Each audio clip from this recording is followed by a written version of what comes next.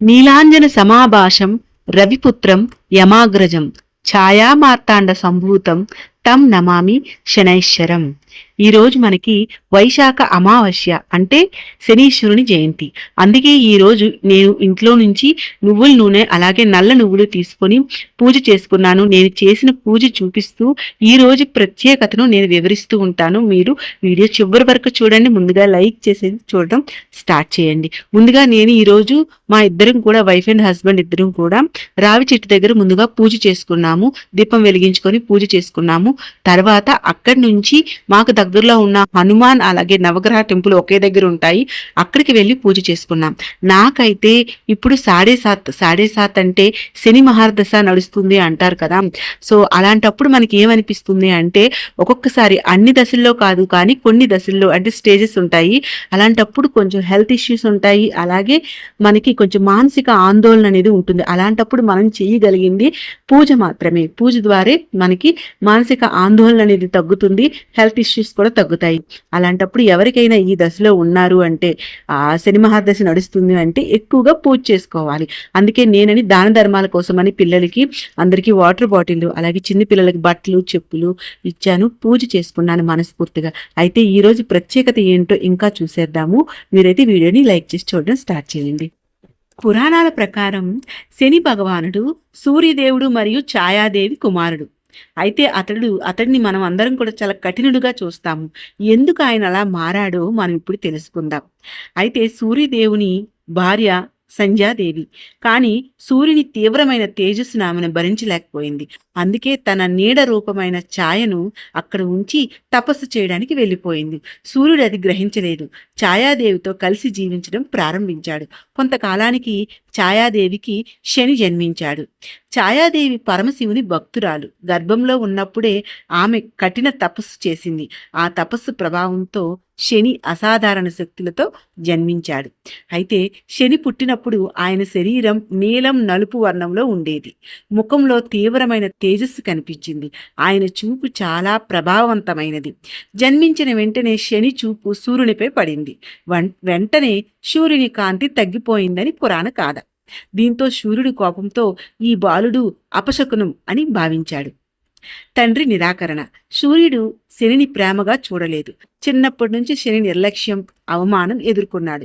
ఒకసారి తన తండ్రిని ప్రశ్నించాడు, నేను చేసిన తప్పేంటి, ఎందుకు నన్ను దూరం పెడుతున్నావు అని. అయితే అప్పుడు సూర్యుడు చాలా కోపంగా మాట్లాడాడని చెప్తారు.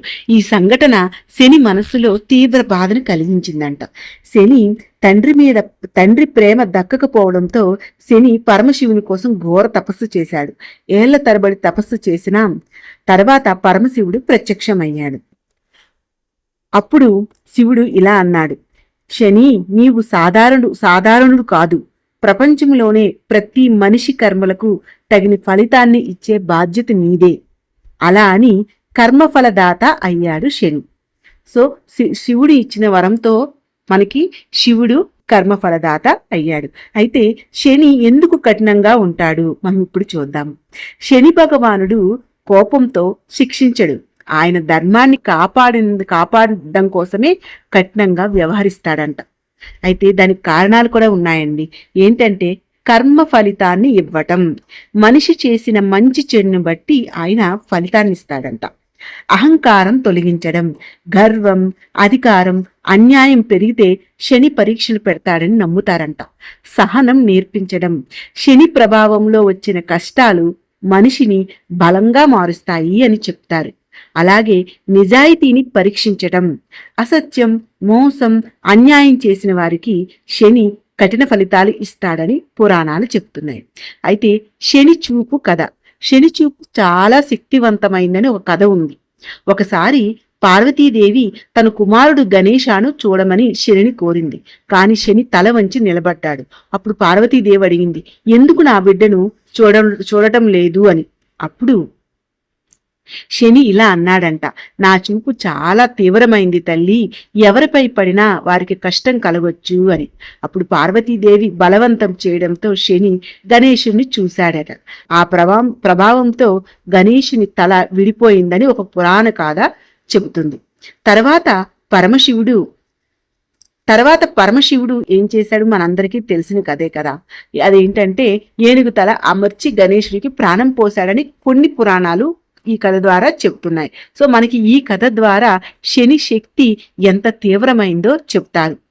అయితే శనిదేవుడు నిజంగా చెప్పాలంటే చాలా దయామయుడంట. అతడు పేదల పక్షపాతి, కష్టపడే వారిని ఆశీర్వదించే దేవుడు, నిజాయితీ గల వారికి శుభ ఫలితాలే ఇస్తాడంట. అందుకే శని భక్తులు చెప్తారు, శని ఆలస్యంగా ఇస్తాడు కానీ న్యాయంగా ఇస్తాడు అని. అయితే మనం ఈ శని జయంతి రోజు ఏం చేయాలి అంటే నువ్వులు దీపం పెట్టాలి, నల్ల నువ్వులతో దీపారాధన నల్ల నువ్వులు దేవునికి సమర్పించాలి, హనుమాన్ చాలీసా చదవాలి, శని స్తోత్రం చదవాలి, దానం మీకు వీలైతే దానం కూడా చెయ్యాలి. సో చూసారు కదా, మీకైతే వీడియో నచ్చింది అనుకుంటున్నాను. నచ్చితే వీడియోని లైక్ చేయండి, షేర్ చేయండి, నా ఛానల్ సబ్స్క్రైబ్ చేసుకోండి ప్లీజ్ అండి.